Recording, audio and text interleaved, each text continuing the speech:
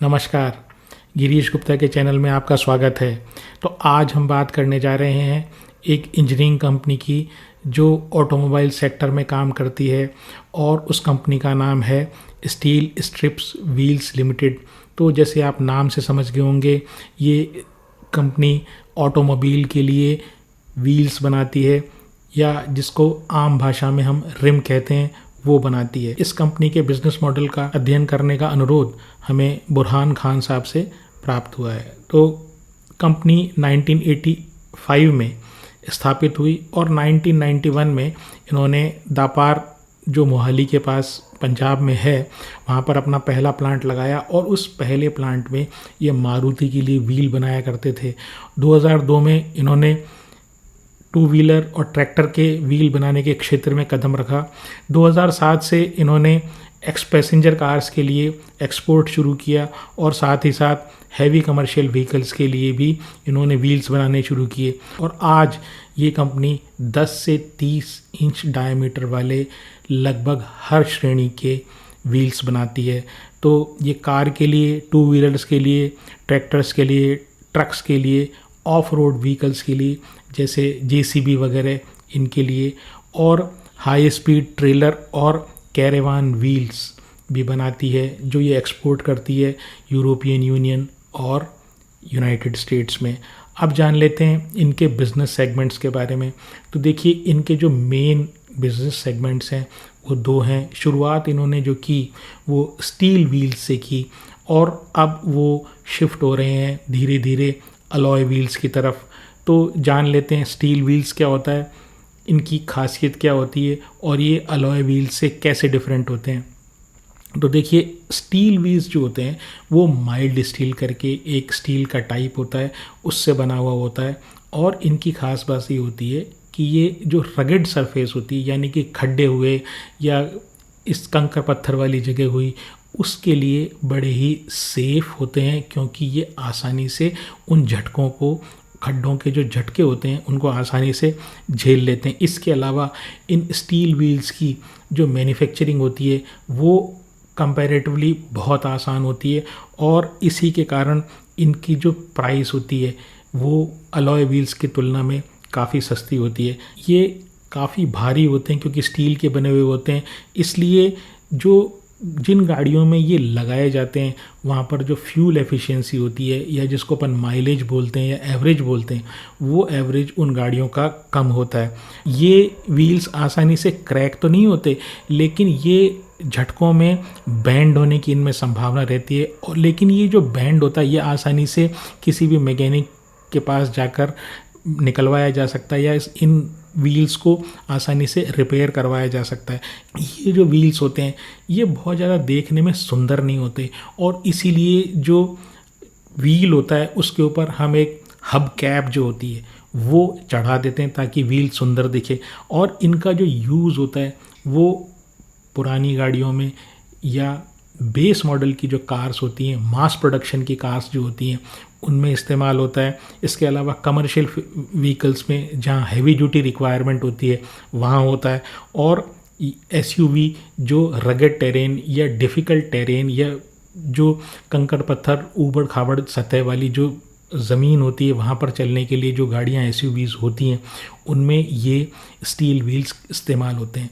अब बात करते हैं अलॉय व्हील्स की कि अलॉय व्हील्स क्या होते हैं और ये स्टील व्हील्स के कंपैरिजन में किस तरह से डिफरेंट हैं या किस तरह से फ़ायदेमंद है। पहली चीज़ तो ये कि जैसे स्टील व्हील्स जो हैं वो माइल्ड स्टील से बनते हैं। ये जो व्हील्स हैं ये मैग्नीशियम, एल्यूमिनियम, निकल और या इन तीन मेटल्स के कॉम्बिनेशन से बनते हैं। और स्टील व्हील्स की तुलना में एक व्हील में इनमें कई किलो वज़न कम होता है और इसी कारण से जो गाड़ियों में ये लगते हैं उनकी फ्यूल एफिशिएंसी काफ़ी ज़्यादा होती है, क्योंकि व्हील का वज़न गाड़ी को लेकर नहीं चलना होता है। और इसी के साथ ही साथ जो इस तरह की जिन गाड़ियों में ये लगते हैं उन गाड़ियों में क्विक एक्सेलरेशन होता है। इनका वज़न स्टील व्हील्स के कंपैरिजन में काफ़ी कम होता है, इसलिए इनका जो सस्पेंशन पे लोड है वो काफ़ी कम आता है और जो स्टीयरिंग है पे कंट्रोल है वो बहुत ही प्रिसाइज होता है। इसके अलावा एल्यूमिनियम होने के कारण जो हीट जनरेट होती है जब आप बहुत ज़्यादा गाड़ी को या तो फास्ट चलाते हैं या बहुत लंबे समय तक चलाते हैं, तो ब्रेक्स वगैरह लगने के कारण जो व्हील में हीट इकट्ठी हो जाती है, हीट जनरेट हो जाती है, वो एल्यूमिनियम होने के कारण आसानी से वो डिसिपेट या आसानी से वो व्हील ठंडा हो जाता है और जो ब्रेकिंग एफिशिएंसी है, ब्रेक्स जो है ना वो प्रॉपर लगते हैं। दिखने में ये व्हील्स जो होते हैं वो काफ़ी सुंदर होते हैं और लग्जरी कार्स में ये इस्तेमाल होते हैं। तो ये बातें तो हुई कि इनके यूज़ की और इनके फिटमेंट की। अब बात करते हैं मार्जिन्स की। तो देखिए स्टील व्हील जो है वो पुरानी टेक्नोलॉजी है और अब जो नई टेक्नोलॉजी नई गाड़ियों में जो आ रही है या फास्ट और लग्जरी गाड़ियों में जो आ रही है वो अलॉय व्हील्स की टेक्नोलॉजी है। क्योंकि steel wheels mass market product है, यानी कि बहुत लंबे समय से इस प्रोडक्ट को बनाया जा रहा है, बड़ी क्वांटिटी में बनाया जा रहा है, इसलिए इस में कंपटीशन बढ़ गया है। तो इस कंपनी का फोकस भी ये है कि ये हाई मार्जिन प्रोडक्ट की तरफ जाएं लो मार्जिन से।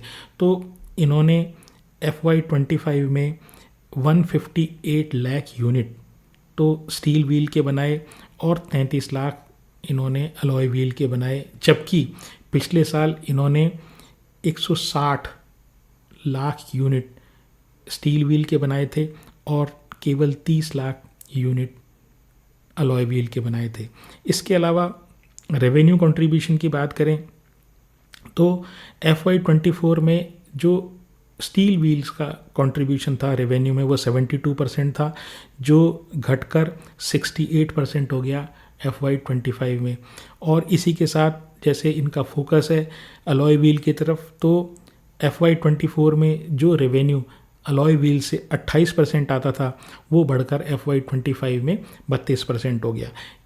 और ये चीज़ सिग्निफिकेंट इसलिए भी है कि जो मास मार्केट का जो डेवलपमेंट है या मास मार्केट जो स्टील व्हील का जो ग्रोथ है वो नेक्स्ट 5 ईयर्स में 4% की रेट से बढ़ रही है, जबकि जो ग्रोथ है अलॉय व्हील्स की वो 12% पर एनम होने की संभावना है। ये डोमेस्टिक मार्केट में काफ़ी सारे सेगमेंट्स में मार्केट लीडर है। पैसेंजर कार्स में इनका मार्केट शेयर 37% है, मीडियम और हैवी कमर्शियल व्हीकल में इनका मार्केट शेयर 54% है, ट्रैक्टर्स में इनका मार्केट शेयर 42% है, ऑफ रोड व्हीकल्स जैसे JCB टाइप व्हीकल्स वहाँ पर इनका मार्केट शेयर 35% और टू व्हीलर्स में इनका मार्केट शेयर 37% है। तो अगर आप नोट करें तो इनका जो मेजर चंक है वो मीडियम और हैवी कमर्शियल व्हीकल, यानी इनकी रेवेन्यू की डिपेंडेंस मीडियम और हैवी कमर्शियल व्हीकल्स और ट्रैक्टर सेगमेंट से पर है। इसके अलावा एक्सपोर्ट से इनका जो रेवेन्यू है वो 13% आता है, 13%, और डोमेस्टिक सेल्स इनकी 87% रेवेन्यू में ओवरऑल रेवेन्यू में कंट्रीब्यूट करती है। जो ये एक्सपोर्ट करते हैं उसमें से 64% ये US में करते हैं, 32% ये EU में करते हैं, 4% बाकी सारे देशों में करते हैं। इनके जो 5 प्लांट्स हैं वो स्ट्रेटेजिकली लोकेटेड हैं। इनमें दापर, चेन्नई, जमशेदपुर, मेहसाना और भुज। जो भुज का प्लांट है वो इन्होंने AMW कंपोनेंट करके एक कंपनी थी, उसको रिसेंटली NCLT के थ्रू इन्होंने उस कंपनी को एक्वायर किया है। जो चेन्नई प्लांट है वो जो इनका रेनो करके कंपनी है वो रेनो कंपनी भी चेन्नई में लोकेटेड है और साथ ही साथ चेन्नई से पोर्ट के नज़दीक होने के कारण ये एक्सपोर्ट भी कर सकते हैं। इनका जो जमशेदपुर प्लांट है वो टाटा स्टील के नज़दीक है और वहाँ से स्टील की रिक्वायरमेंट की पूरी पूर्ति होती है और टाटा मोटर्स को व्हील्स की सप्लाई होती है। इसी के तरीके से जो मेहसाना प्लांट है वो भी टाटा मोटर्स के प्लांट के नज़दीक है और वहाँ से भी ये अपनी कॉस्ट, जो लॉजिस्टिक्स कॉस्ट है वो कम करते हैं। अगर टोटल कैपेसिटी की बात करूं तो ये 24 करोड़ व्हील्स टोटल बना सकते हैं। इसमें से 20 करोड़ व्हील स्टील वाले बना सकते हैं और 4 करोड़ व्हील ये अलॉय वाले बना सकते हैं। साथ ही साथ एक ख़ास बात और है कि टाटा स्टील और Nippon steel and Sumitomo metal Corp जो जापानी कंपनी है, उन्होंने इस कंपनी में स्ट्रेटेजिक स्टेक ले रखा है, यानी एक तरीके से पार्टनरशिप इस कंपनी में ले रखी है। तो टाटा स्टील का जो स्टेक है, शेयर होल्डिंग है, वो इस कंपनी में 6.9% है और Nippon steel and Sumitomo metal Corp का इस कंपनी में जो शेयर है वो 5.4% है। क्लाइंट्स की बात करूँ तो इनके मार्की क्लाइंट्स हैं, यानी कि आप किसी भी सेगमेंट में, जिस सेगमेंट में प्रेजेंट है, वैसे ऑटोमोबाइल के हर सेगमेंट में प्रेजेंट है, तो हर सेगमेंट की जो टॉप कंपनीज़ हैं वो इनकी क्लाइंट्स हैं। Tata Motors, Mahindra, Jaguar, MG, किया मोटर्स, रेनो, जेसीबी और आप नाम लीजिए, वो कंपनी इनकी क्लाइंट है। अब इनकी स्ट्रेटेजी की बात करूं तो देखिए है क्या कि इनको जो प्रॉब्लम आ रही है वो इसलिए आ रही है कि कमर्शियल व्हीकल्स का जो सेगमेंट है ओवरऑल उसमें डाउन टर्न है, और जो मास मार्केट का जो प्रोडक्ट है यानी स्टील व्हील्स जिसमें ये डोमिनेट करते हैं, वो जिससे इनका सबसे ज़्यादा रेवेन्यू आता है, तो वो जो है वो उसमें मार्जिन कम हो रहे हैं। तो इनका फोकस ये है कि ये एक्सपोर्ट मार्केट पे फोकस करें, नंबर 1। दूसरा इनका फोकस ये है कि ये अलॉय व्हील की तरफ शिफ्ट करें जिसमें ज़्यादा मार्जिन, नंबर 2। कॉस्ट कम करने के लिए ये अपने प्लांट में रोबोटिक ऑटोमेशन करने जा रहे हैं जिससे जो डिफेक्टिव पार्ट्स हैं वो कम प्रोड्यूस हों। इसके अलावा ये एल्यूमिनियम पार्ट्स जैसे नकल्स जो स्टीयरिंग और सस्पेंशन में काम आते हैं, उस तरह के पार्ट्स में भी डाइवर्सिफाई करने की कोशिश कर रहे हैं।